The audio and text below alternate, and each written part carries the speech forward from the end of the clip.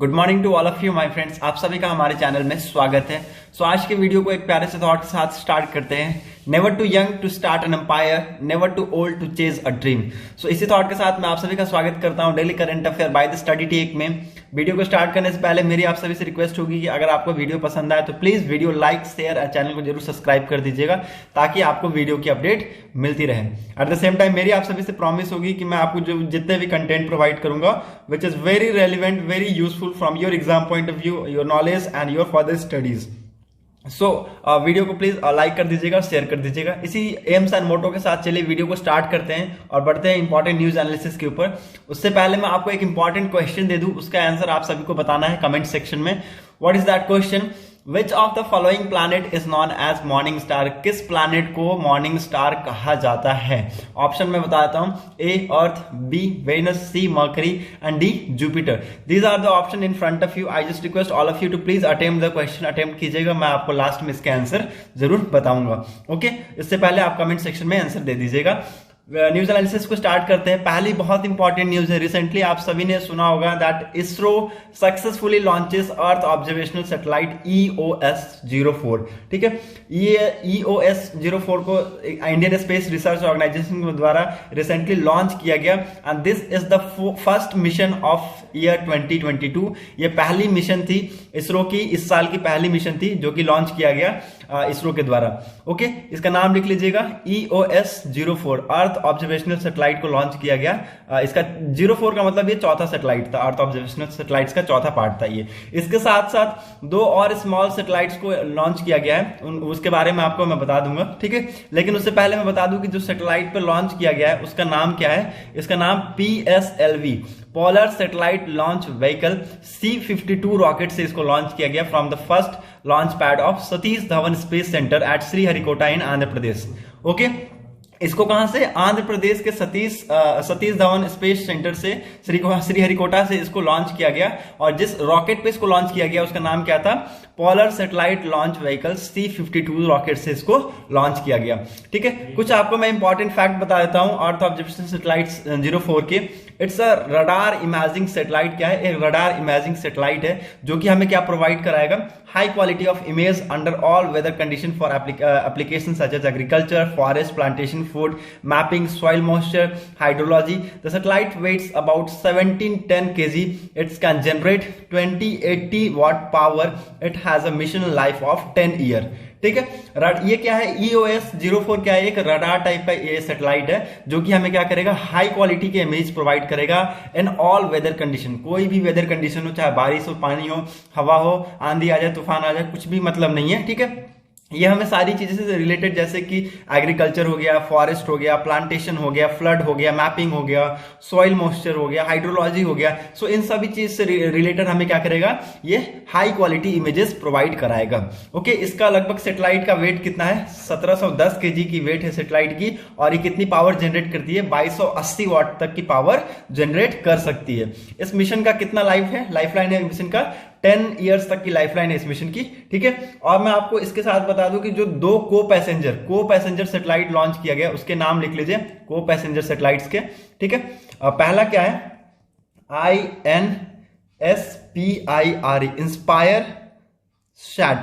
Inspire sat 1। ठीक है, inspire sat 1 ये जो सैटेलाइट है ये एक्चुअली स्टूडेंट मेड सैटेलाइट है। ये स्टूडेंट की सैटेलाइट थे। ठीक है, इसके बारे में आपको मैं थोड़ा सा बता दूं। इंस्पायर सैट जो सैटेलाइट है, it has been developed by, किसके द्वारा डेवलप किया गया? इंडियन इंस्टीट्यूट लिख लीजिए, Indian institute of space science.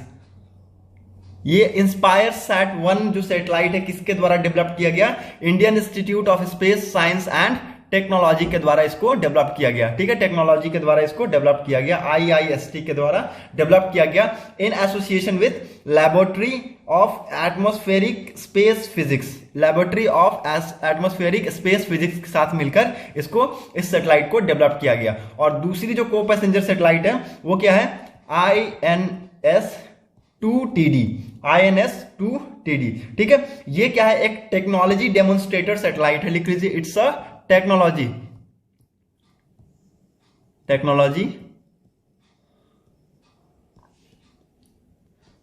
Demonstrator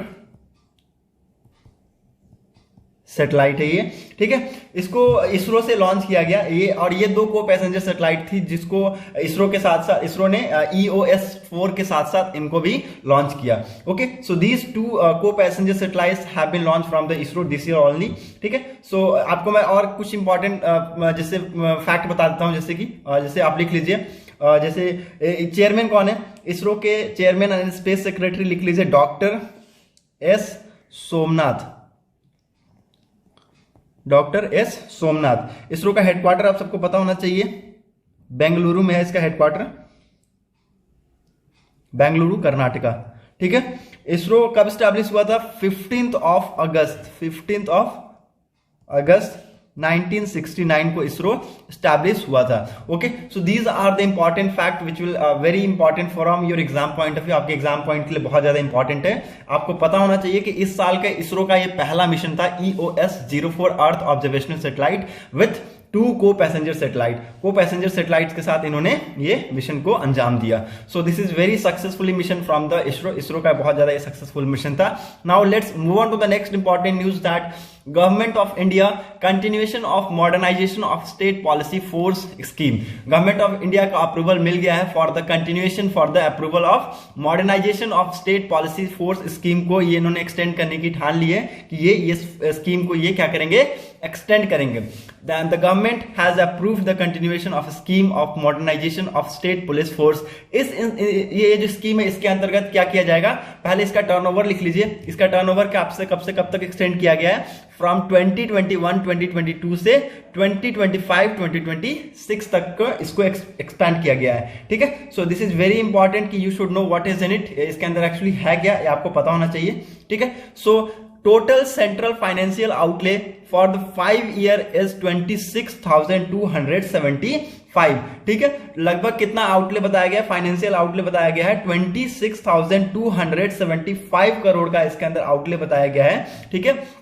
और the scheme is being implemented by the ministry of home affair, ठीक है। सो ये आपको पता होना चाहिए कि ये किस मिनिस्ट्री के अंदर में आती है, this comes under the ministry of home affairs, ministry of home affairs के अंदर में ये आती है। Okay, what is the main objective of the scheme? अब इसका आपको पता होना चाहिए कि ऑब्जेक्टिव एक्चुअली है क्या, ठीक है। सो इसका ऑब्जेक्टिव लिख लीजिए, the objective of the scheme is to gradually reduce the dependency of the state government on army and central armed police force to control internal security, a law and order situation by equipping the state police force adequately and strengthening their training infrastructure। Okay, इसका main objective क्या है? इसका मतलब यही है कि ये क्या करेगा, धीरे धीरे जो स्टेट गवर्नमेंट की जो डिपेंडेंसी है इसके ऊपर, आर्मी के ऊपर और सेंट्रल आर्म पुलिस फोर्स के ऊपर, उसको रिड्यूस करने की कोशिश करेगा to control the internal security को कंट्रोल करने के लिए, ठीक है। इसको रिड्यूस करने की, डिपेंडेंसी को रिड्यूस करने की बात की गई है, और लॉ एंड ऑर्डर सिचुएशन को मेंटेन करने की बात की गई है by equipping the state police force adequately, और ट्रेनिंग इंफ्रास्ट्रक्चर को स्ट्रेंथन करने की बात की गई है इसके अंदर। ओके, इस स्कीम का मेन फोकस क्या होगा, what will be the main focus of this scheme? That the focus of the scheme is to build cutting edge level police infrastructure by construction of secure police station, training center, police housing, equipping the police stations which require mobility, modern weaponries, communication equipments, forensic setups etc। Okay, इस scheme का main मकसद क्या है, main focus किसके ऊपर है? Cutting edge level police infrastructure बनाने की बात की गई है by the construction of secure police station को सिक्योर करना पड़ेगा, ठीक है। इनका बहुत ज्यादा पुलिस स्टेशन बनाने पड़ेंगे हमें और भी, ठीक है। ट्रेनिंग सेंटर हमें अवेलेबल कराने पड़ेंगे, पुलिस हाउसिंग कराने पड़ेंगे, रेसिडेंशियल की बात की गई है, इक्विपमेंट द पुलिस स्टेशन, ठीक है। मोबिलिटी की रिक्वायरमेंट है, मॉडर्न वेपनरीज की रिक्वायरमेंट है, कम्युनिकेशन टाइप्स के इक्विपमेंट हमको चाहिए, फॉरेंसिक सेटअप स्टैब्लिश करने की हमें जरूरत पड़ेगी इसके अंतर्गत। Okay, so that's why this is very important कि you should know government of India gives the approval for the continuation of modernisation of state policy force scheme. Okay, so this is VVI, you should know what is it's important, आपको पता होना चाहिए। This will be help in your answer writing. Now move on to the next important news that central jail in Madhya Pradesh get on FM radio channel, ठीक है। आपको मैं इसके लिए ये बता दूं कि ये एक्चुअली इंपॉर्टेंट क्यों है, कि आपको पता होना चाहिए कि कौन सा वो FM चैनल है जो सेंट्रल जेल है, जो इंदौर का जो सेंट्रल जेल है वहां पर लाया गया है, ठीक है। Its name that jail Vani FM 18.77, ठीक है। मध्य प्रदेश के सेंट्रल जेल, इंदौर के सेंट्रल जेल में एक रेडियो चैनल ओपन किया गया है, that is jail Vani FM 18.77। ये आपको याद रखना है, दिस इज वेरी इंपॉर्टेंट। आपको ये MCQs में भी दे सकता है और ये आपको as a 1 word 2 word answer में भी आपको दे सकता है और बताएगा कि व्हाट इज इट्स इंपॉर्टेंस, इसका इंपॉर्टेंस क्या है and what is its main aim, इसका मकसद क्या है। Okay, through this radio channel jail intimates will get to know about the what is happening in the world. ठीक है, इससे एक्चुअली होगा क्या, ये इनके पीछे इनका मकसद क्या है कि ये एक्चुअली जेल वार्निंग FM 18.77 के पीछे इनका मेन मकसद है कि ये जो जेल के जितने भी इंटीमेट्स, जेल में जितने भी रह रहे प्रिजनर्स, ठीक है, ये इनको बाहरी दुनिया के बारे में बताना चाहते हैं कि what is happening around the world, in the world. ठीक है, वर्ल्ड आखिरकार देश दुनिया में हो क्या रहा है, ये आखिरकार उनको भी पता चले।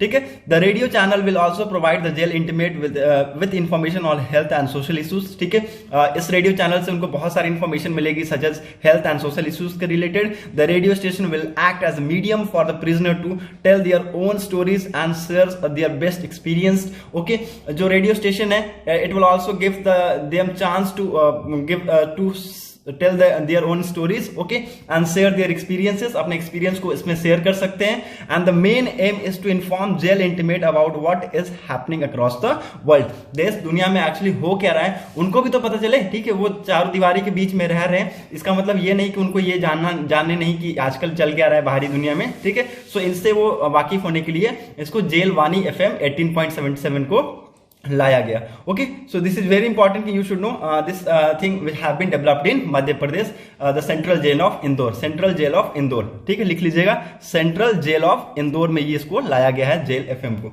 ठीक है, so this is again very important. Now move on to the next important news that 17th edition of Mumbai international film festival to be held from मे।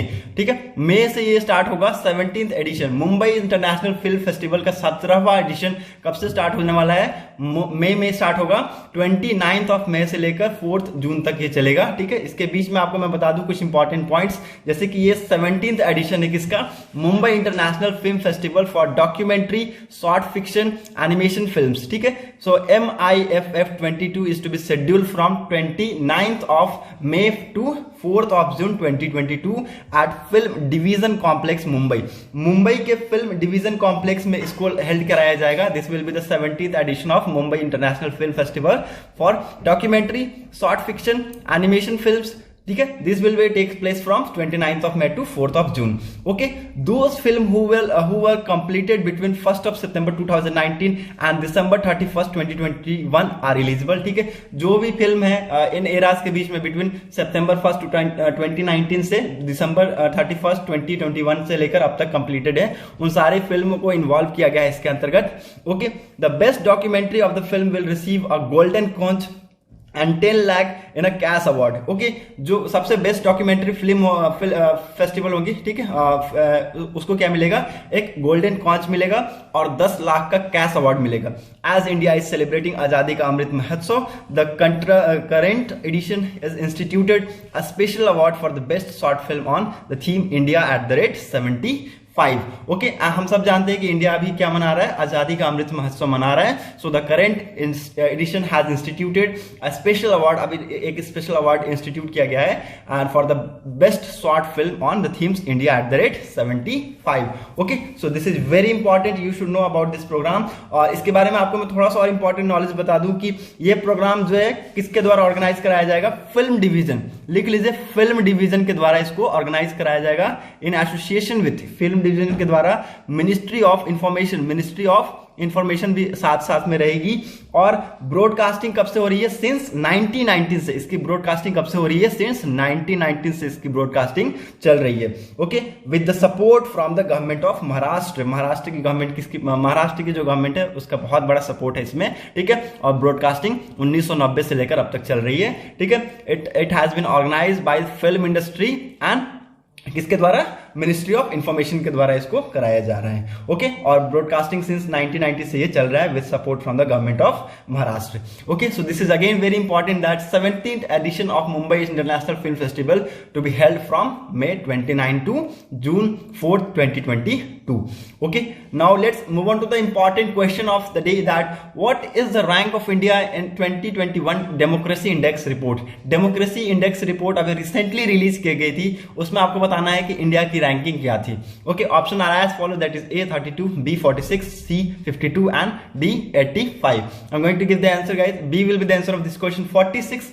आप सबको पता है कि ये रिसेंटली ये EIU की डेमोक्रेसी इंडेक्स रिलीज की गई थी, जिसमें इंडिया की रैंकिंग 46 शो की गई थी, विच वाज रिलीज अभी रिसेंटली रिलीज की गई थी। In the global index India has scored 6.91। ठीक है, इस ग्लोबल इंडेक्स में इंडिया ने कितना स्कोर किया था? 6.91 स्कोर किया था। नॉर्वे और न्यूजीलैंड टॉप 2 ऐसे कंट्रीज थे जिन्होंने टॉप किया इस इंडेक्स को, और वहीं पर आप देखेंगे तो नॉर्थ कोरिया, म्यांमार और अफगानिस्तान ऐसे कंट्रीज थे जो बॉटम अभी मतलब कि सबसे नीचे इस इंडेक्स में दिखे। Okay, so these 3 things are very important that you should know कि नॉर्वे और New Zealand are the top 2 countries who top this index, and India on the rank of 46, and the North Korea, Myanmar and Afghanistan were placed at bottom. India has the lowest score of 5 on political culture and the highest score of 8.67 on the electoral process and pluralism. ठीक है, किसमें आपको सबसे कम score दिखेगा? Political culture में आपको सबसे कम दिखेगा 5 के आसपास। ठीक है, और हाईएस्ट स्कोर सबसे ज्यादा किस में दिखा? इलेक्टोरल प्रोसेस एंड प्लूरलिज्म में आपको दिखेगा 8.67 का। Okay, so this is very important index, you should know कि 2021 का डेमोक्रेसी इंडेक्स अभी रिसेंटली रिलीज की गई थी, जिसमें इंडिया की रैंकिंग 46 थी। Okay, now second important question, that India sign agreement with UN. India ने एक एग्रीमेंट साइन किया था यूएन के साथ, world food programme for the distribution of wheat to which country. किस कंट्री को व्हीट देने की बात की गई थी इंडिया के द्वारा, जो कि एक एग्रीमेंट में बात की गई थी with the UN world food programme.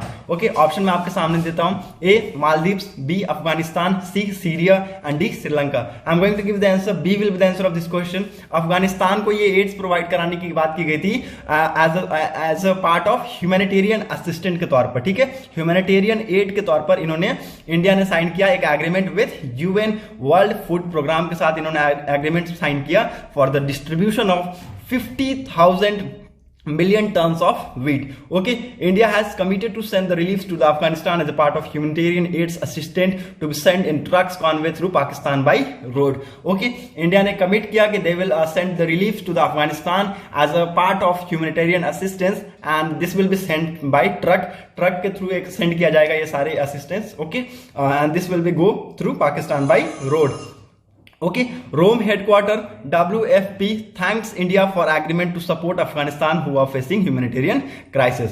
Okay, इसकी हेडक्वार्टर आपको पता चल गया, इटली रोम में इसकी हेडक्वार्टर है, और उन्होंने थैंक्स किया इंडिया को for the agreement of to support to the Afghanistan who are facing humanitarian crisis. Okay, so this is again very important question which you should know कि India has recently sign an agreement with UN world food programme for the distribution of wheat with which country? B will be the answer of this question, Afghanistan. Now let's move on to the next question, that is which state initiated operation परिवर्तन to eliminate the cultivation of cannabis? और किस state ने एक operation start किया था, that is operation परिवर्तन, cultivation of cannabis को eliminate करने के लिए। कैनाबिस मतलब कि एक टाइप का ये आपको ड्रग्स के तौर पे मिल जाएगा। ठीक है, कैनाबिस को हम लोग ड्रग्स भी बोला जाता है, कुछ इस टाइप का आपके प्लांट देखने को मिलेगा।